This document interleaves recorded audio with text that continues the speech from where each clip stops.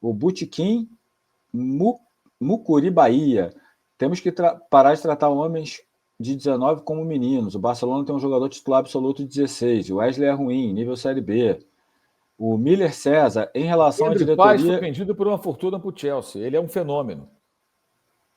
Não dá para comparar todo garoto pela idade. Alguns são geniais.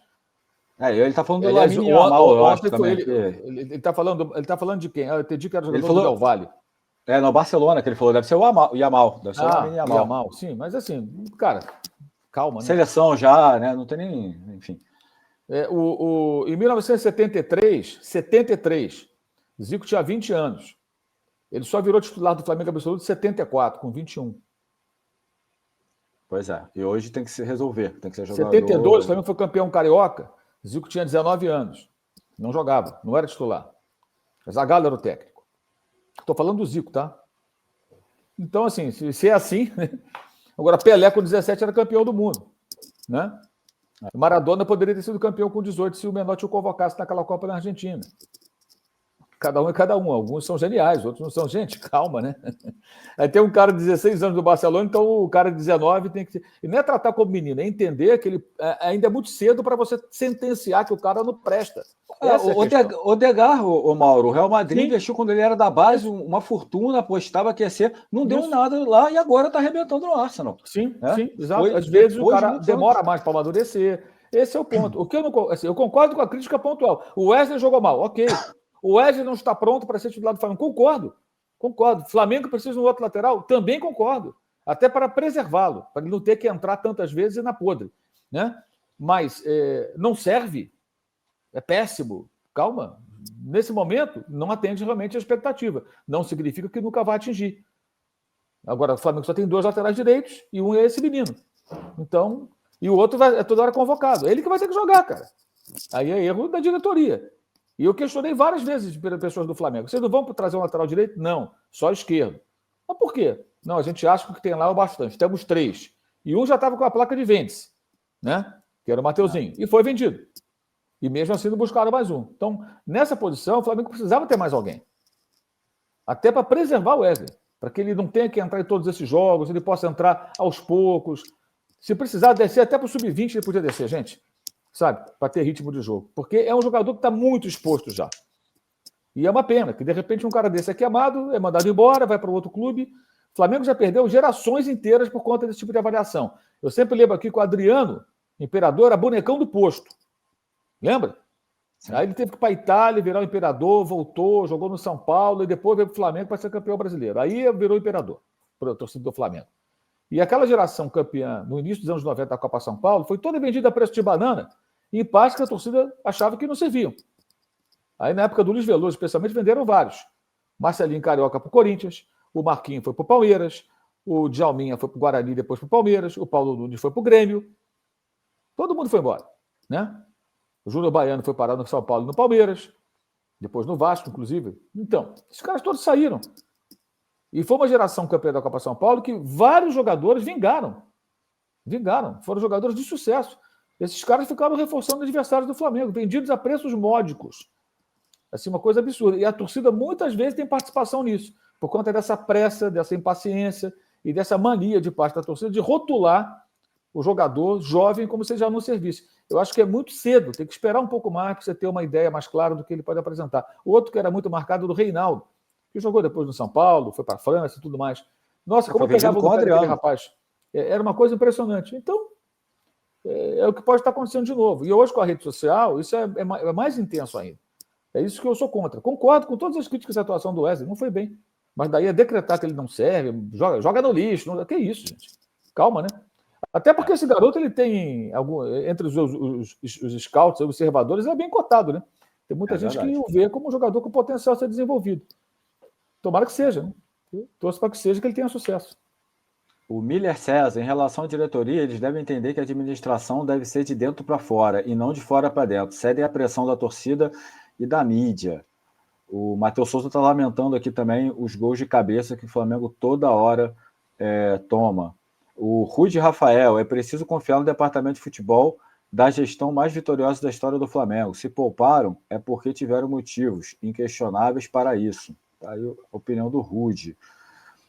A Carolina Santos, sou flamenguista, mas tenho certeza que o sol não vai deixar de nascer porque o Fla perdeu. Quanto mimimi, Tite já fez muito em relação a 2023. Afinal, uma taça já conquistou. Muito barulho por nada, deixa o cara trabalhar. Tá aí a opinião da Carol, da Carolina Santos.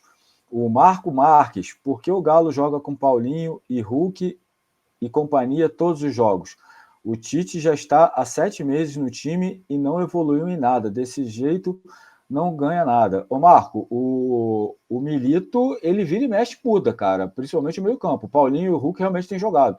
Mas tem jogo que começa o Scarpa, tem jogo que o Scarpa começa no banco, começa o Igor Gomes, tem jogo que não começa nem os dois, começa o Zaratio.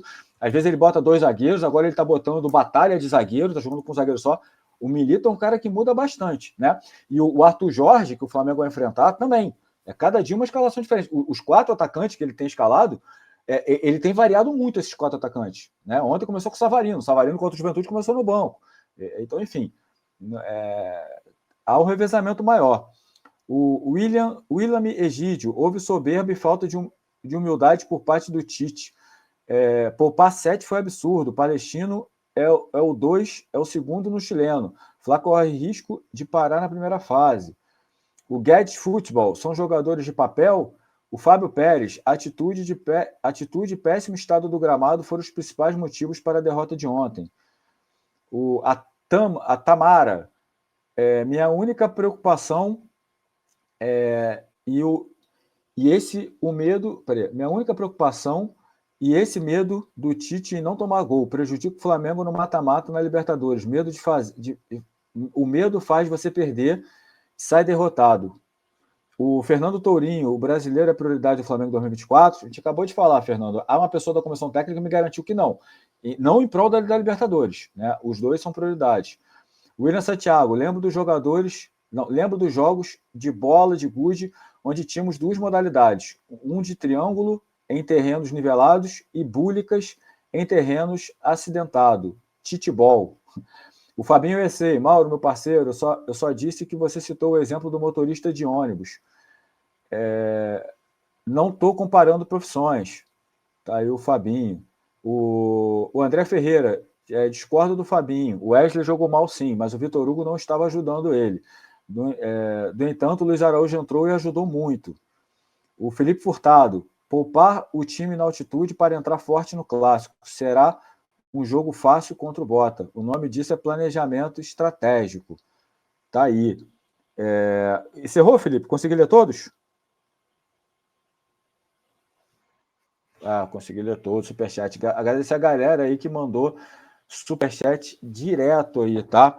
E agradecer a galera que tá mandando mensagem também no Clube de Vantagens da Action Live. Mauro, vou pedir até para você dar um recado para a galera. Estamos com 5 mil pessoas aí. Galera, se inscreve aí. Estamos caminhando para 100 mil inscritos. E aqui na descrição da live tem o link do nosso Clube de Vantagens. Para quem não sabe, o Clube de Vantagens da Action Live é nosso Clube de Vantagens. Você tem que se tornar membro pelo nosso site ou pelo nosso aplicativo, tá? A produção vai botar... Acabou de jogar o link aí no chat. Mauro, dá um recado aí, porque segunda sempre tem sorteio, né? Exatamente, né? No Clube de Vantagens da Action Live, você concorre toda segunda-feira no final do Na Área, que é as segundas e quintas, né? Concorre a uma camisa oficial e você escolhe qual é a camisa, né? Pode ser do seu time, pode ser da seleção que você gosta. Então, é uma oportunidade aí. Além de participar do bolão, tem outras vantagens. Por isso que chama Clube de Vantagens. E a camisa oficial é sempre o objeto do desejo da galera, né? Exatamente. Mauro, eu queria te perguntar sobre, já que a gente está falando muito de planejamento, e para o jogo contra o Botafogo, como é que você imagina que o Tite vai se planejar? Volta todo mundo, o time titular? Você acha que de repente... Sinceramente, ele pode... eu não sei. Essa altura eu não sei. Não sei. Eu só vou ter uma ideia de repente o Fabrício começarem a circular as né? informações posteriores ao desembarque, treinamento, de reencontrar os jogadores. Depois disso, eu não vou me surpreender chegar no domingo e falar assim, o Pedro não está legal, vai ficar no banco. A Arrascaeta vai jogar 15 minutos. Não vou me surpreender. Porque a coisa está sendo tratada de uma forma que... Sei lá, fulaninho está cansado da viagem, não joga. Eu não duvido mais. Eu vejo um certo exagero, assim, é a sensação que eu tenho.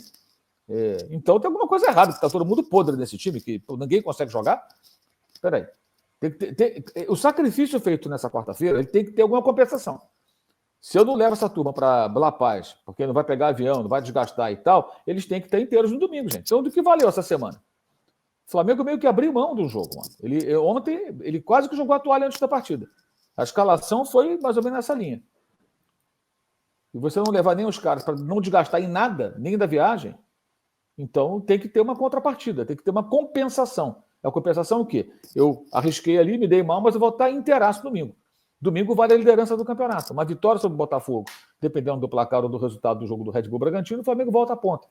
É importante demais ser líder do brasileiro. O tempo todo ali. Quanto mais ficar ali primeiro, segundo, melhor. Então, e é um clássico, é um jogo sempre importante, é uma oportunidade do Flamengo voltar a pontuar como primeiro colocado, dependendo do resultado dele e do Red Bull. Ou só dele, se ele ganhar por uma margem de gols maior, né? Pode até passar o Red Bull em saldo de gols, número de gols marcados, é que os critérios de desempate que estão definindo quem fica à frente. É isso. Agora esquece um pouco a Libertadores, tem esse jogo, aí tem na quarta-feira o Amazonas, é importante vencer bem no Rio de Janeiro, até para poder administrar o jogo de volta e evitar até que alguns viajem, se você tiver uma vantagem boa, mas aí tem que jogar bem para ganhar bem do Amazonas, senão não vai ganhar. Aí no domingo seguinte tem Corinthians, né? No Brasileiro. Corinthians. Isso. Aí depois o Palestino no Chile.